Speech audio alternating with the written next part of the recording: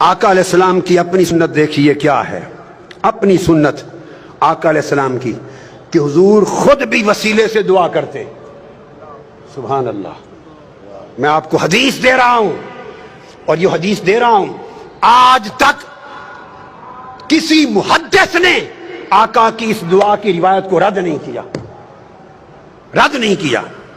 اور وہ دعا کیا ہے کہ سیدنا علی المرتضیٰ کرم اللہ وجہ الکریم کی والدہ ماجدہ جب وفات پا گئیں، حضرت فاطمہ بنت اسد بن ہاشم آقا علیہ السلام کی چچی تھی، پالا تھا، پیار کیا تھا.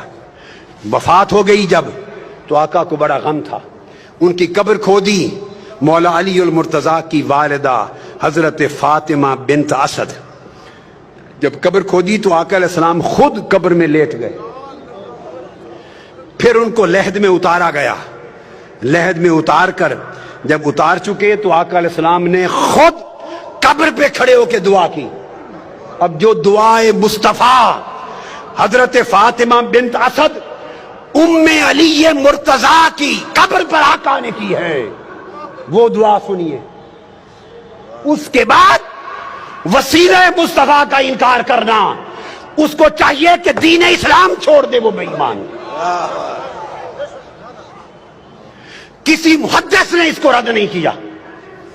آپ نے دعا کی اور دعا کی اللہم اللذین اللہ الذی یحیی و یمیت وہو حی لا یموت اغفر لأمی فاطمہ بنت اسد ولقنہا حجتہا. اے اللہ جو زندہ اور سلامت ہے اور قائم و دائم ہے، جو فوت نہیں ہوتا، میری ماں فاطمہ بن اسد کی بخشش فرما، اس کو اس کے کلمہ کی تلقین فرما. اور آگے وَوَسِّعْ عَلَيْهَا مَدْخَلَهَا، اس کی قبر کو اس پر وسیع کر دے. بے حق کے نبیے کا، تجھے تیرے نبی محمد مصطفیٰ کا وسیلہ. آقا علیہ السلام دعا کر رہے ہیں. فرمایا وَسِّعْ عَلَيْهَا مَدْخَلَهَا بِحَقِّ نَبِيِّكَ، بالا باری تعالیٰ تجھے میرا واسطہ، میرا وسیلہ، محمد مصطفیٰ کا وسیلہ، اس کی قبر کو وسیع کر دے. وَالْأَنْبِيَاءَ الَّذِينَ مِنْ قَبْلِي، اور ان سب نبیوں کا واسطہ، وسیلہ جو مجھ سے پہلے ہوئے.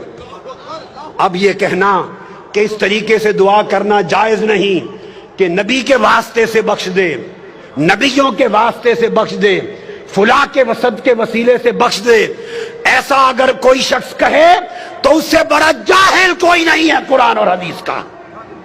آقا علیہ السلام نے سنت بنایا. اس حدیث کو سنیے. امام طبرانی نے روایت کیا، امام ابو نعیم نے روایت کیا، امام حیثمی نے روایت کیا، امام ابن حبان نے روایت کیا، امام حاکم نے روایت کیا اور کہا رجال الصحیح ہیں، اس حدیث کے رجال سند صحیح ہے. یہ آقا علیہ السلام نے خود اپنے وسیلے سے دعا کی.